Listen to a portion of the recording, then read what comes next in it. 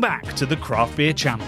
Last week we challenged BeerTube upstarts Planet Beer TV to a brew-off and tried to keep it civil. A rising tide floats all boats, but now I have the caveat, which is these guys.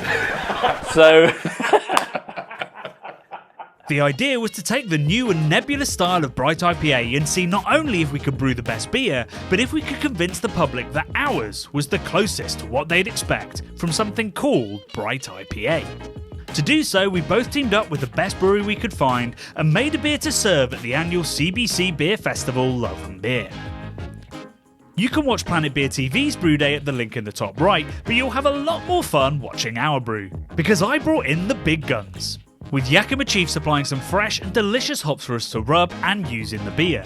So even before we knew the exact recipe, we knew the aroma was going to be magnificent. Hey Beer Geeks, so today is the day that we go head to head with Planet Beer TV. I'm down at Drop Project in Mitcham, South London to brew our version of a Bright IPA, and I've pulled out just about every trick I can think of in the book. Not only pairing with an amazing brewery at making hoppy beer, and in particular hoppy beer you want to drink by the pint, but we've also had the wonderful Yakima Chief swing by with some experimental hops that we can throw into there and get something really unique, really characterful, and also so we can get the absolute best lots. And then on top of that, we are brewing this super fresh, so it could not have less time between now and when our good folks, our good viewers, who of course will side with us in this competition, will get to taste it. I've been in some crammed breweries in my time, but Drop Project takes it to a whole new level.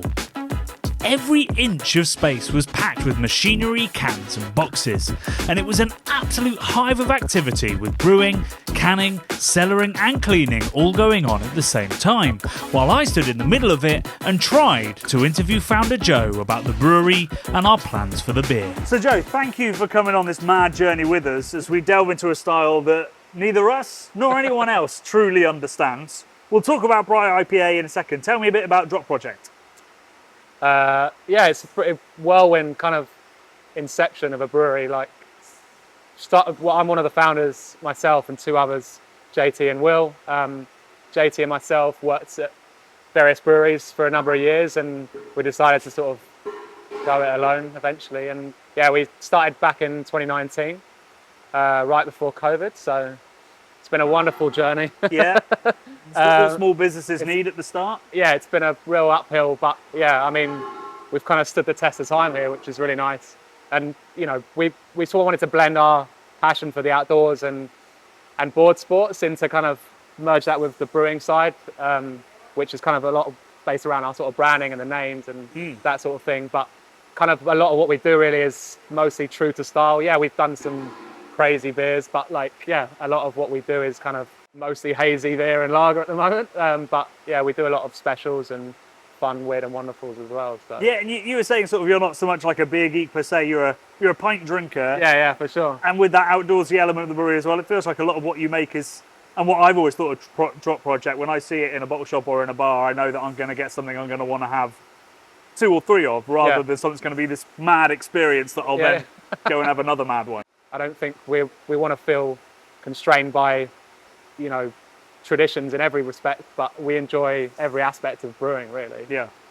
Which you have to, if I give you a call, we hadn't met before. No, well, I think, we've kind of fleetingly passed one another at events for sure, but yeah. But I was trying to think of a brewery that would be up for the challenge, would have the technical expertise, but also hadn't really done something like this before. Yeah.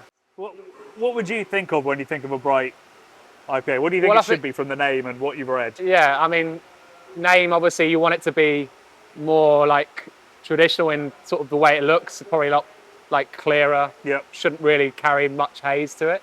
But then IPA should kind of incorporate the elements of what like a beer with loads of hop character should have. So yeah, probably somewhere in between that, I reckon. So, and you know, we love to make West Coast beers, so it's not a million miles away from that, but also not a million miles away from like hazy beer. So kind of an amalgamation of both, maybe. Yeah. I sort of, in my head, I have had one from Beak and I think one from Daya. In my head, what I'm hoping is if you were blindfolded and you sniffed it, you'd think it's a New England. Yeah. But then when you actually drink it, it's going to present like a light pintable Yeah. West Coaster. Which is great because I kind of like to drink, you know, in a more volume Yeah, standard, but like, balleting around there. yeah, it won't taste how it looks. How it looks, do you know what I yeah, mean? So yeah. I think people will probably be like, well, is that a mistake or is that? So maybe. Which is exactly what you want drinkers to wonder as they drink your Is that beer. a mistake? I'd casually turned up mid-mash, so I grabbed head brewer Michael to talk about what we think a Bright IPA is and how we were going to bring our definition to life. So I contacted Joe with this mad idea of brewing a Bright IPA that no one's ever heard of. And you're kind of the person as head brewer tasked with bringing this to life. Yeah. I've been emailing you guys quite a bit, and we've based this recipe on a beer you've already done before, right? But not a Bright IPA, a West Coast one. Yeah, it was a beer that we did a while ago called Drift, but we changed a few things on this grist bill just to really make the hops sing and make it more juicy rather than West Coast where it's all focusing mostly on the bearing. Yeah. This one we are just using our base malt, just extra pale, and some dextro malt to bring up a little bit of the body, and a touch of Munich just to give it a little bit of flavor in there as well. Gold colour, body, Yeah. tiny touch of Yeah, caramel. no, not crazy, mate. Yeah. So like a West Coast beer, you'd be balancing that caramel crystal kind of vibe with big bitterness and quite a savoury or citric aroma. Yeah. With this one, we're stripping out that malt character. We're putting a juicy kind of character in. Yeah. And then we're going to lower that bitterness, not to like New England levels, No. but it's still going to have that crisp, bitter finish. But broadly because Mostly because there's of the not a lot of malt sweetness in there. yeah. We'll mostly get our bitterness from just a longer whirlpool rest. Yeah. I think so that'll increase the IBUs on it. So almost by accident, we'll end Yeah. up at like 30-ish Yeah. to give it that bold enough finish. Yeah.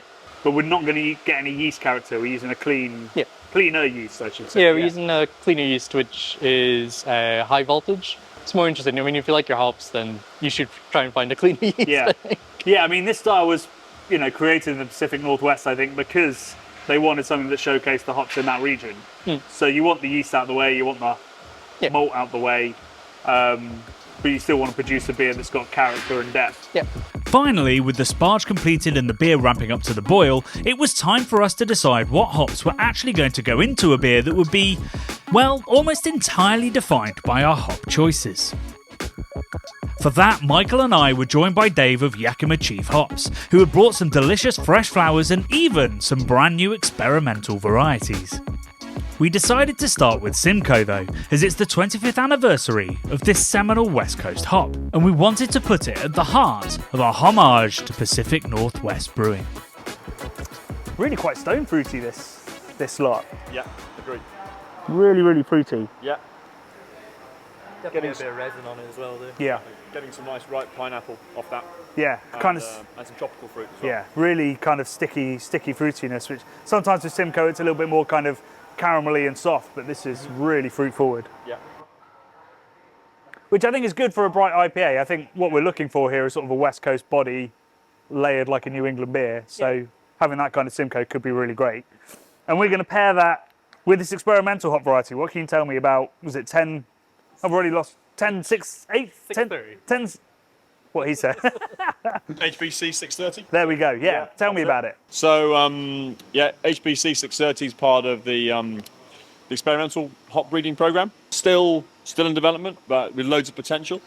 The main characteristics of it, I would say, not to spoil it for you, but would be berries, cherries. Beers I've been fortunate enough to brew with it have had some slight vanilla and cream. But overridingly, I'd say it's berries, cherry, maybe some mango, and some slight resin notes as well, which I get those from rubbing that. Yeah, So I mean, Yeah, I definitely like the berries and stuff on it. It is nice. I think definitely that kind of cherry and raspberry, almost sherbety kind of vibes, but also creamy. It's a really different aroma. Yeah. So yeah, hopefully got a bright future for it. So needs some more time in development, but it's well on the way. Yeah.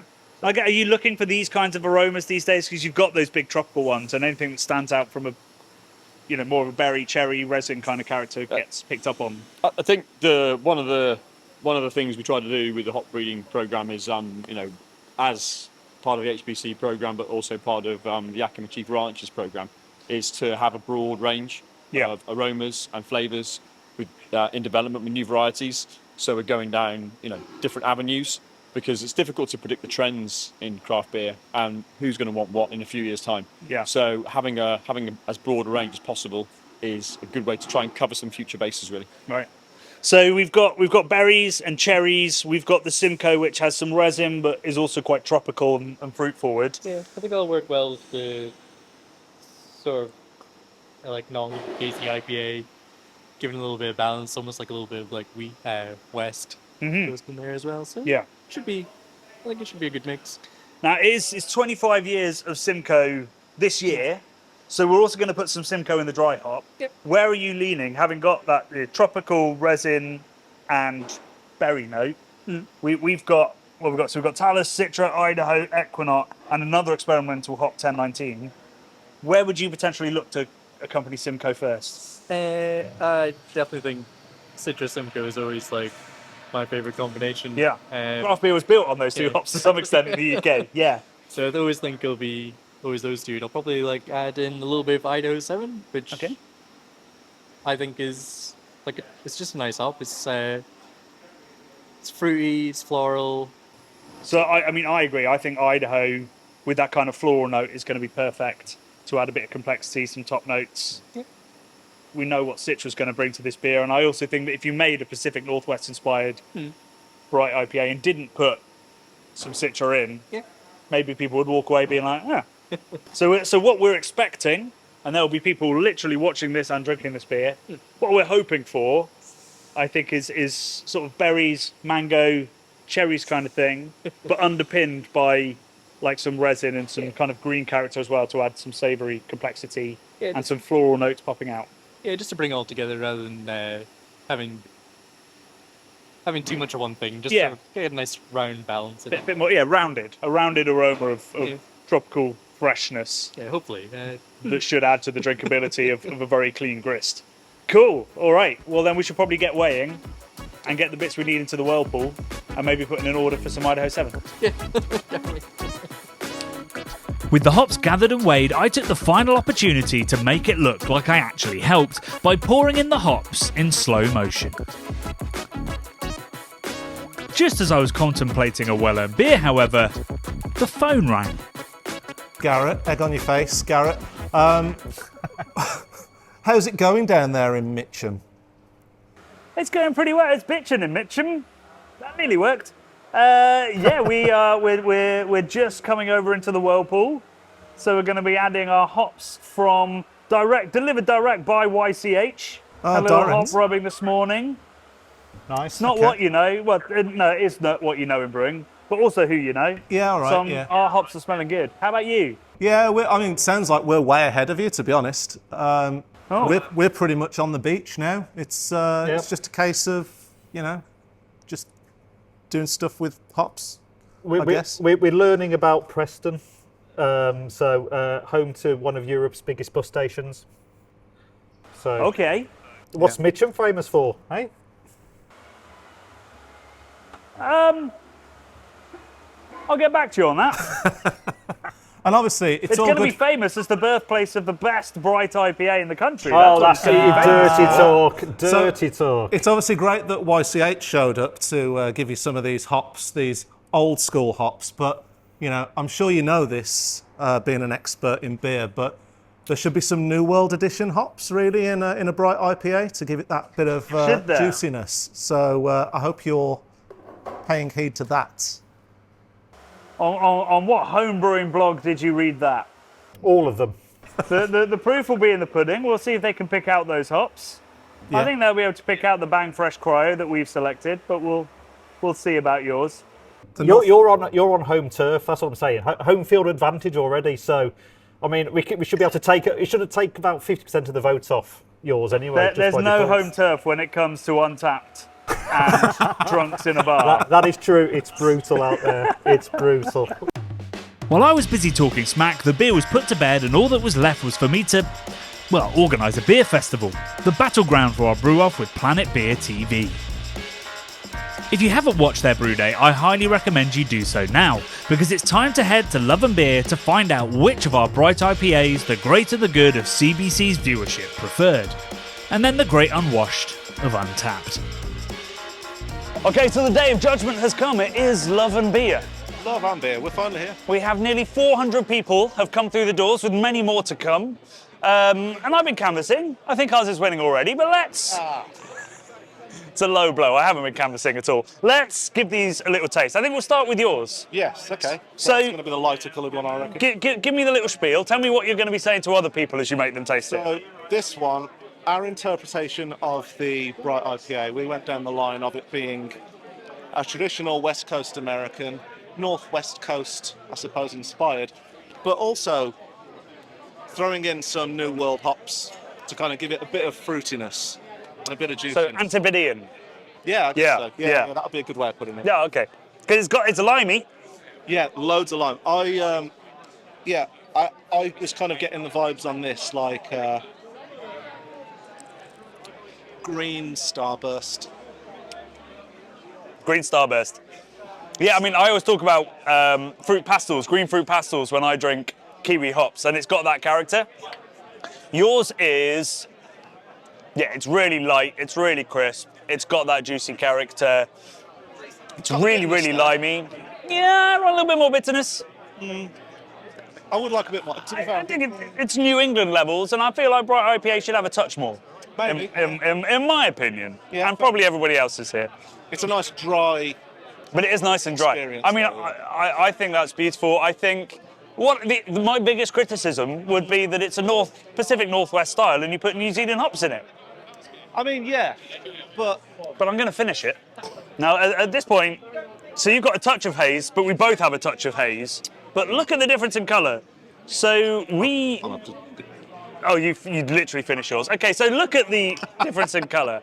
So there is some real difference. I mean, there is not much of a difference in malt bill as far as I'm aware. no. But they have come out one a lot more golden. So this one is all Pacific Northwest hops. switch over to We've got this one. Citra, Idaho 7, and then experimental hop, HPC 1019. And I'm really happy with this aroma because I think it is Yeah, that's piney, grapefruity, bag of hops. That's very westy. It's very westy. Yeah, yeah, It's yeah. very, very westy. And to criticise ourselves, maybe just a touch too westy, because I think Bright IPA should have a little bit of modern juice to it. Yeah. But I also think this is so young. It was centrifuged 3 days ago and packaged 2 days ago. Oh, okay. That maybe some of that juice is going to come out as the sort of the green pine fades. I think the bitterness is bang on. I think both of these beers have come out really light and crisp, like we'd want it to. It's got to stand out Yeah. from West Coast, old school West Coast, and indeed New England. Because that was supposed to be the point of it as well. These are almost beers that you would pint, right? They're almost Yeah. crushers. There's something about that I really like, but it's the Westy fan in me. Yeah, well, let's find out what the public think Yeah. as we head around Love and Beer Festival 2025, our own beer festival, Bradley, and we find out which Bright IPA has the brightest future. Love and beer. And so Chris and I started putting free beer in people's faces and recording their thoughts. Hey, you, what are you up to? Just get some of my mix. I'll drink this instead. Starting with an expert, the great Jim Stiff of the Malt Miller. Very dank, piney. It's very bright. Oh man, that's delicious. That is like everything I want from West Coast goodness right now. Hi, have we started? It's an IPA. Is that a Bright IPA? I mean, it's not clear, but it's certainly crisp. It's easy drinking. So yeah, I say it's a Bright IPA. Okay, it's actually quite nice. Sorry, it's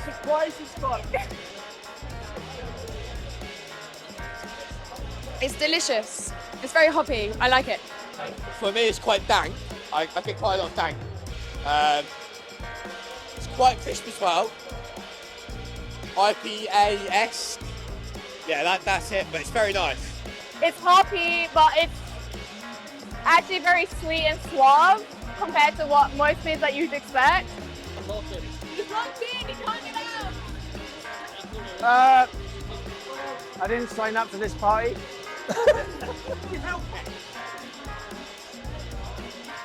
Thinking back to the old Bright IPA stuff, but Yeah.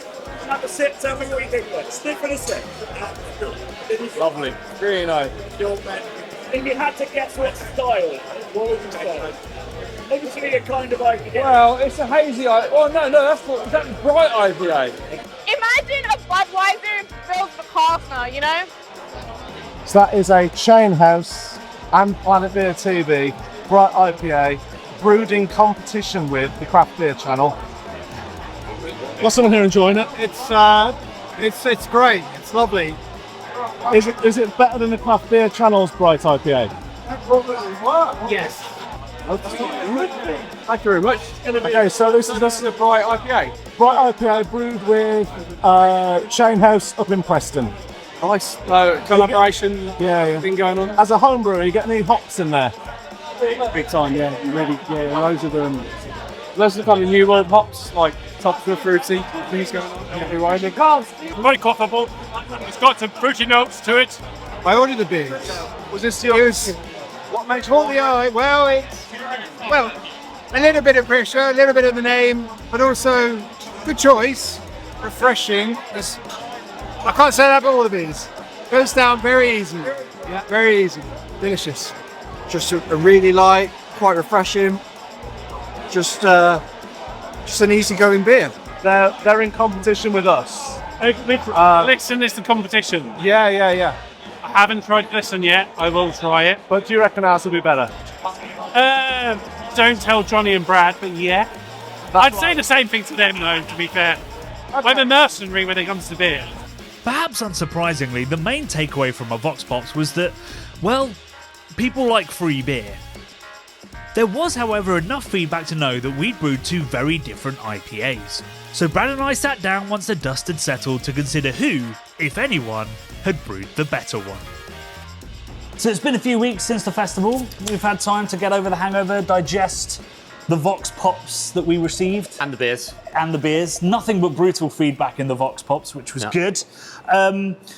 Point of order, before we get into the actual feedback that we received on our beer and indeed on the Planet Beer TV, is that Chris and I had very different approaches to the Vox Pops. So I went in basically blind. I didn't tell people what style it was, who made it, what was really happening. I just said, try this. Okay. Chris said, this is a beer I brewed with Chain House in competition with the Craft Beer Channel and ours is better. Right, okay. So he led the witness just a little bit. He had a tough crowd, seeing as he was at our beer festival, Love and Beer. So it was all Craft Beer Channel fans and family. Yeah. So I kind of get why he might have led a little bit. Yeah, he's trying to get some home advantage back from us. But the feedback we actually received was super useful. And if you cut through the mist that Chris tried to throw, I think maybe Planet Beer TV came out on top. So the feedback for their beer was that it was very juicy, very tropical, very drinkable, and in some cases like the best IPA of the night for some people. Whereas the feedback for ours, it was dank, was maybe dry, but you know, but crisp still, which is important, I think, very for crisp. a Bright IPA. Yeah. So yeah, ours was more savoury on the aroma, and we had been saying you needed some tropical notes, and I was surprised. Although actually drinking it now, it smells juicier. I thought it smelled juicy on the day. Honestly, I really did. But on the night, the feedback was clear. Ours dank and piney. Yeah. Theirs juicy and tropical. So ours a bit more like a West Coast. Yeah, and theirs a bit more like a New England. Yeah. And we said it should be tropical. So we have to concede some ground there to Planet Beer TV, even if the witnesses were tampered with. I would say intimidated. Intimidated? At some point. Hadouken during that. So they're just ahead at the moment. Yeah. But we haven't consulted the oracles of Untappd. Oh, that's worrying. So should we go see if the internet's been kind to us? Do we have to? Not sure it ever has before. Oh my god. So we're going to go to Untappd. Let's check out their beer first, shall we? Yeah. Let's have a look at their beer. Okay, so Bright Light, Bright Heat, Chain House Brewing Co. 56 reviews. Decent.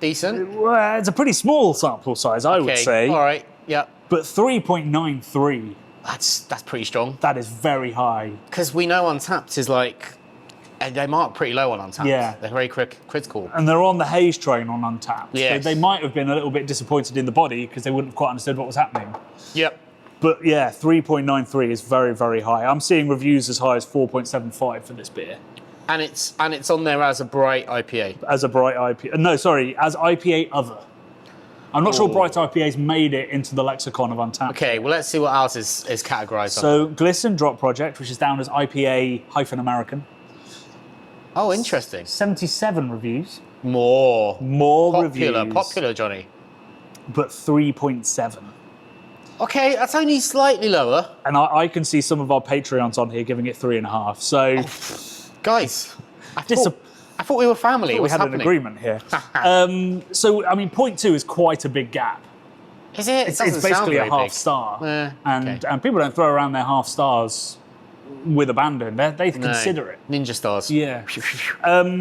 So again, we have to concede another bit of ground to Planet Beer TV, I think, even with fewer reviews. But mate, it's a photo finish, right? Yeah. But I'm conceding that theirs is truer to style.